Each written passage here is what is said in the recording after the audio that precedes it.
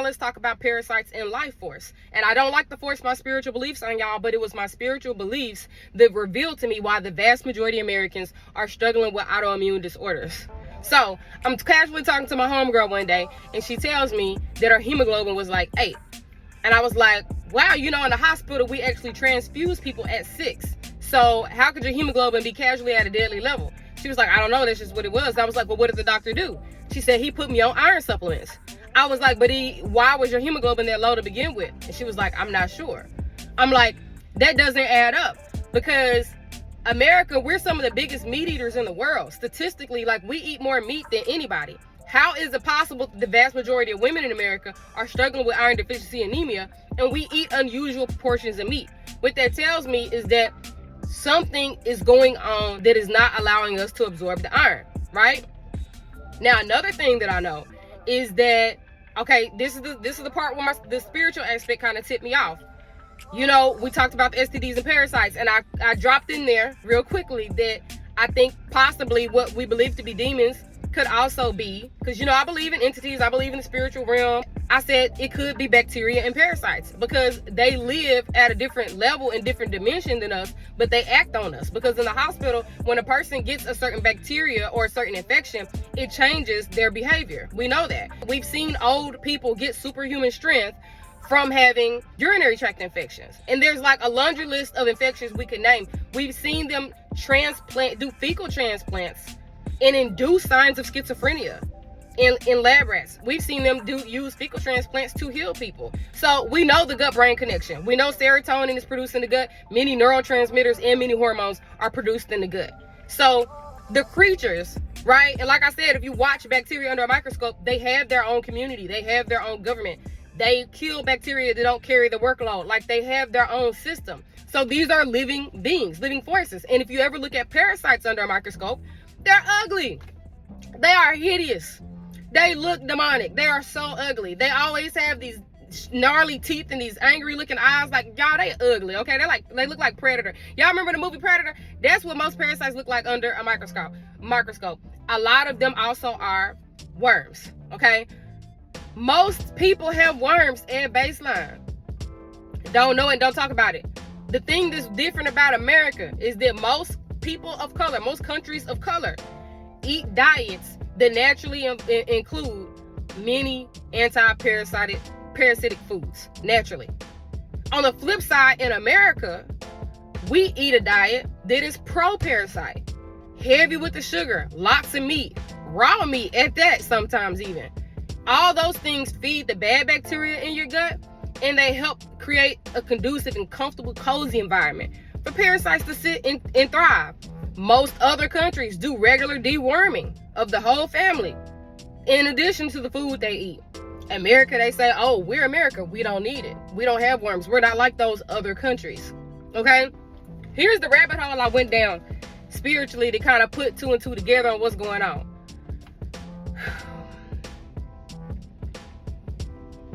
I was trying to find some proof of bacteria being a dimension, right? A particular dimension. I did find an author who says many people have agreed with that theory. The bacteria are, you got the 3rd dimension, and then you got 4th dimension, which I've always believed to be time, as a structure that you can see from the 5th dimension. That would explain time travel, timeline hopping, quantum leaps. That would explain premonitions, the whole 9 yards. But the 2nd dimension was always questionable. What really is the 2nd dimension? It's theorized that could be what the bacteria is. Okay, that's why they can act on us and control us. That's why you can get a parasite or a virus and it changes your behavior. It controls you. It can make you angry. It can make you irritable. One of the number 1 signs of parasites in kids is what? They get irritable. They start having mood swings. Okay, they start misbehaving. They not acting like themselves. So we know parasites almost always change host behavior. We learned that in microbiology in 101. Parasites change host behavior. So I'm sitting here thinking, another thing I read in the book was this book believed that the 1st dimension has a lot to do with iron. This is when it starts, the bells start signing off. They believe the 1st dimension has something to do with some type of big iron core or iron something. And it talks about the importance of blood. And I immediately thought, okay, in the Bible, when we take sacrament, is blood of my Lord and Savior, body of my Lord and Savior. And it talks about how blood has a lot of spiritual significance. It says that wars are waged really for the blood, because it's a blood sacrifice. And a lot of things have to do with blood sacrifice. And I thought about it. I remember somebody one time trying to do a love spell on somebody. She told me about it. That's what she used, was blood. I thought about the fact that women are so divine and so spiritually connected and so spiritually evolved. And we bleed for 7 days a month. Okay?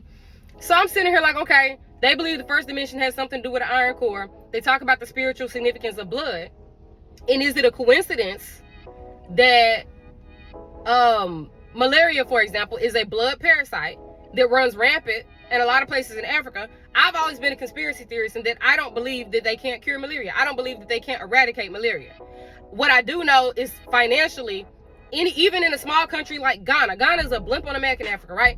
If they eradicated malaria, $32 billion would flow into Ghana over the next 10 years. 32 billion. Okay? And one of my favorite quotes, hang with me, it's gonna tie back all together. One of my favorite quotes is, never take by force what you can take with deception.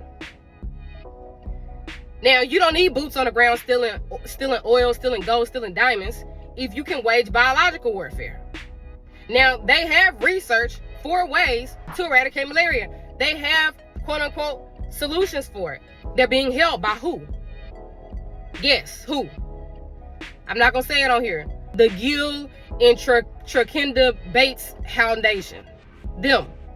And for the record, almost every research article I went down that had to do with disease, immunity, medication, their name was on it.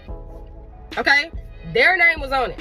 They found it. They pretty much own biological warfare.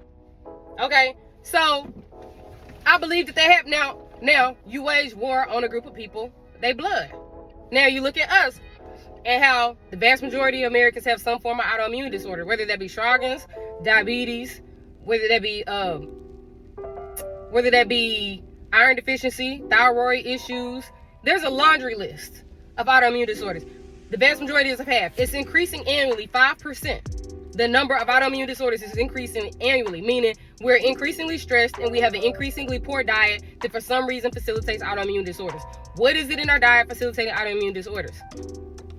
Okay, now other countries incorporate chi, which is life force, prana, if I'm saying that right.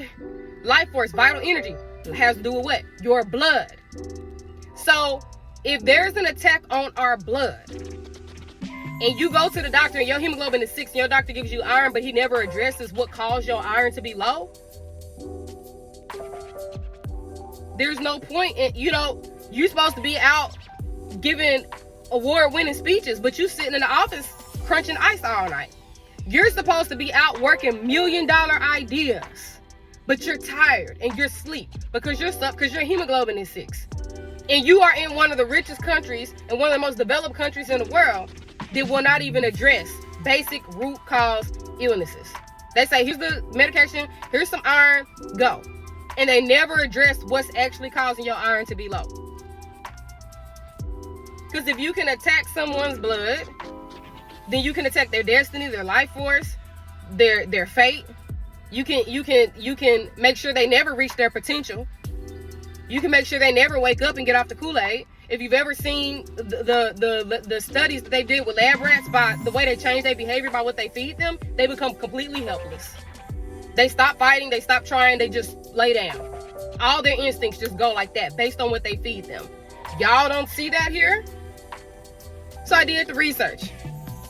Saw the clinical trials where they use rifampin versus a herb to treat SIBO.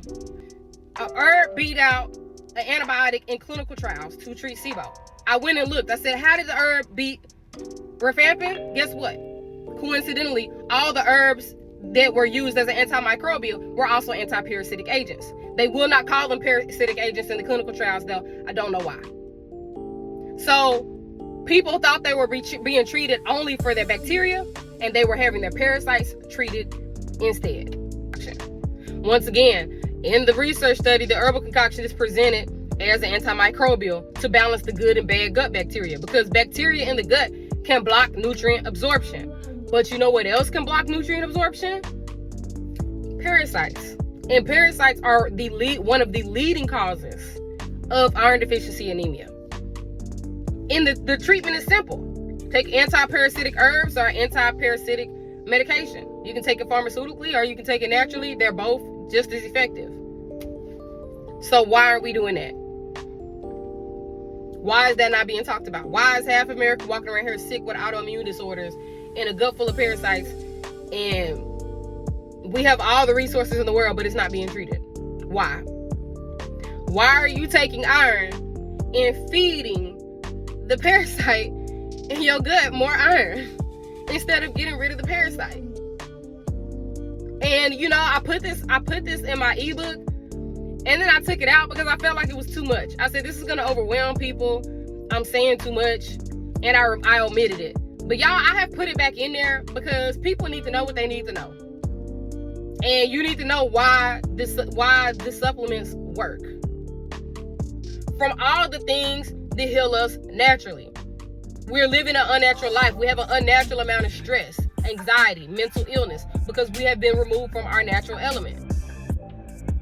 You can't take a fish out the water and stick it in a tree and then be like, oh my God, why is it not? It's not supposed to be in the tree. Put it back in the water. You think, oh, I got a good life, I got a car, I got a nice house. Why am I sad? Because you have been removed from your environment.